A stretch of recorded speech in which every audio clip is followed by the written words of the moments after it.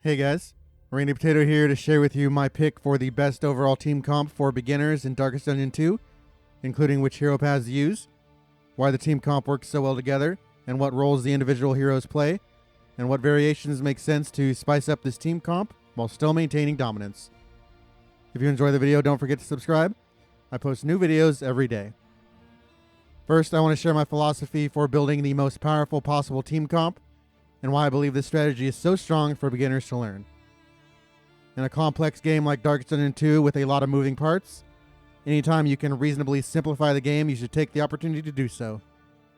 Each hero in the game fulfills one or multiple roles that every team comp should possess. Ideally, every team has one healer, usually some sort of tank that can absorb hits by taunting and generating block or dodge tokens, and a few DPS heroes, ideally a variety of ranged, melee, direct, and dot damage, although specialization in the type of damage you do is easier to scale.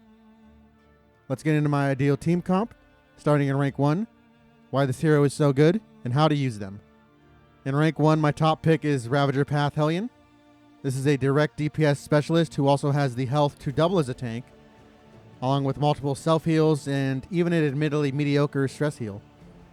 The reason this hero is so powerful, especially for beginners, is she just simply hits hard, she hits a variety of targets, and doesn't really need any help to do so effectively.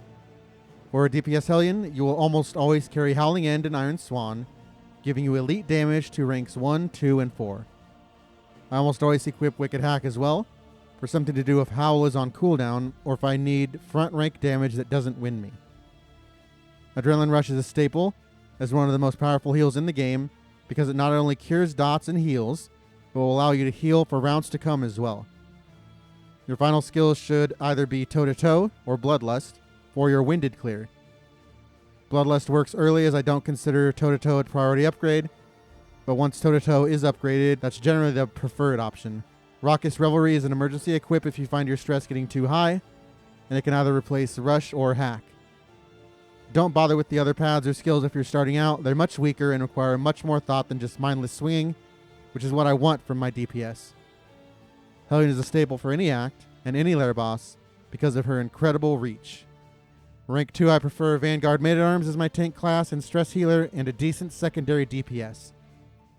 Frankly, any Man-At-Arms path works here, but Vanguard delivers the max HP I crave from a tank, and this path also buffs his most powerful attacks, Riposte and Crush.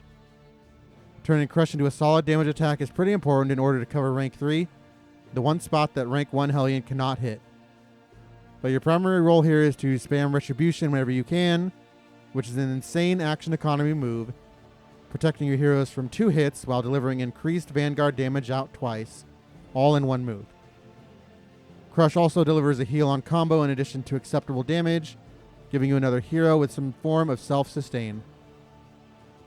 Bolster is a mandatory in-1 upgrade in most cases, bringing you and another hero from 5 stress under the negative banter threshold of 4, while giving yourself some block and other benefits such as removing Vuln and Weak from a hero. The Man-At-Arms is the most complicated hero on this list, with 10 very good abilities, including many in the support category, which is a little more difficult to master, but it's a fair trade-off to learn a skill set because it's just so powerful, even if you misplay it at first as a beginner. For a standard setup, pair the first 3 moves mentioned with Strategic Withdrawal to allow Ravager back into rank 1 if you're shuffled for some reason, with Bellow, a very useful AoE that has niche use cases against enemies with Riposte like the Exemplar. If you're heading into Act 2, you can slap on Command to deal with the blind. And rank 3 is in my opinion the most indispensable class in this game, the Surgeon Path Plague Doctor. This is your healer, featuring high HP, respectable damage, along with 2 elite heals. First is Battlefield Medicine. This heals as well as clears all dots. Indiscriminate Science is an absurd ability once upgraded, removing your tokens and delivering a massive heal. Surgeon PD gets Incision upgraded, giving you a simple front row attack that also dots. To round out the set, I usually go with Magnesium Rain for Corpse Clear, and Plague Grenade to check back row Death Store. You can replace Grenade with Blinding Gas or Vapors.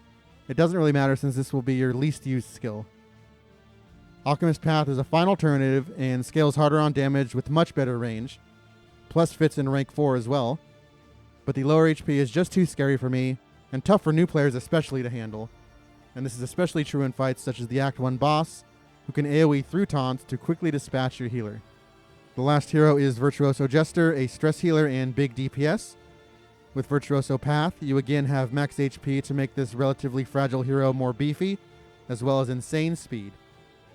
There's a very simple 3-turn Jester loop that is generally a foolproof plan for most combats, for both new and veteran players alike.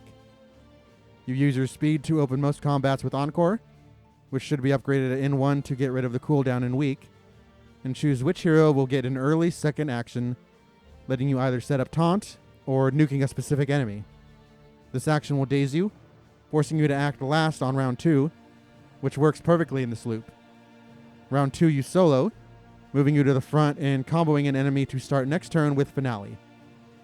And of course on round 3 you will always act first and nuke the enemy of your choice. Alternatively, especially if you're running Alchemist and can afford to move more, or if you're running with the Immobilized Trophy, running standard combo Jester is good, pairing Encore and Tune with Fade to Black and Razor's Wit for crazy combos, blinds, and sometimes slice off against bosses if you want to melt them with DOTs. His other paths are far, far weaker than Virtuoso, with Soloist having no HP and Intermezzo being pretty underwhelming, even if fun. And looking for variations and alternatives to this team, we want to keep the same roles and just sub in some different heroes and paths. To replace DPS Hellion, Sharpshot Highwayman is arguably just as strong a hero and has residual effects as a stress healer with crit. You can run him in ranks 2 or 3 and less effectively in 4, and can also start in 1 for a point-blank nuke. Generally, you grab Take Aim in all his ranged attacks, most importantly Grape Shot, Double Tap, and Pistol Shot for impressive range. He's generally weaker than Hellion because of HP and lack of self-heal, but certainly an elite DPS. Tempest Leper is a bit harder to use as a DPS, requiring a way to deal with blind and lacking any range, but he has a higher ceiling. Grab Chop, Reflection, Revenge, and Solemnity for some juicy swings. He can be in either rank 1 or 2, though he has utility skills that work well in 1. For tank alternatives to the Man-At-Arms, none compare. If you're just tired of seeing his face, Poet Leper is pretty strong. You'll want to park him in rank 1 and spam Intimidate, keeping the focus on Leper, who can self-heal his HP and stress. Carcass Hellion is also pretty unique, but having a pure tank that deals 0 damage is pretty brutal for a new player to wrap their head around. Worth a shot though. Here you'll equip Yop, Toe, without upgrade, Revelry, and one of his bleed skills for some damage, and put her in ranks 1 or 2. Plague Doctor is far and away the best healer in the game, but the Vestal isn't a bad option. Her best path is easily Seraph, and she's best paired with a Virtuoso Jester to encore her and get her consecrations up early. You'll want both consecrations, Mantra, and Judgment for this path, and I usually just pack Divine Grace for a more consistent heal, though Ministrations and Comfort are also pretty strong depending on the scenario. She's happy anywhere in the back row. Occultist is a cringe quote-unquote healer that isn't really for beginners. If you want to use him, I suggest having him as a secondary healer, pairing him with PD usually for the dot clear. Either Aspirant or Warlock are decent paths, though I prefer Aspirant because Warlock is just too fragile. He's pretty strong anywhere ranks 2 through 4, depending on what role he's playing. There's no replacement for what the Jester does, but if you're bored with him, make sure you have a Man-At-Arms in your party to handle stress, and replace him with another DPS. Grave Robber can be exciting, either with Night Sworn if you have a comp that's more mobile, or as Venom Drop to tag Team Blight with your PD. I'm not the biggest fan of Deadeye since you mostly spam Poison Darts with her, which doesn't really do direct damage, and you lose out on Pick to the Face, which is a very underrated ability. Runaway is a solid if somewhat boring hero.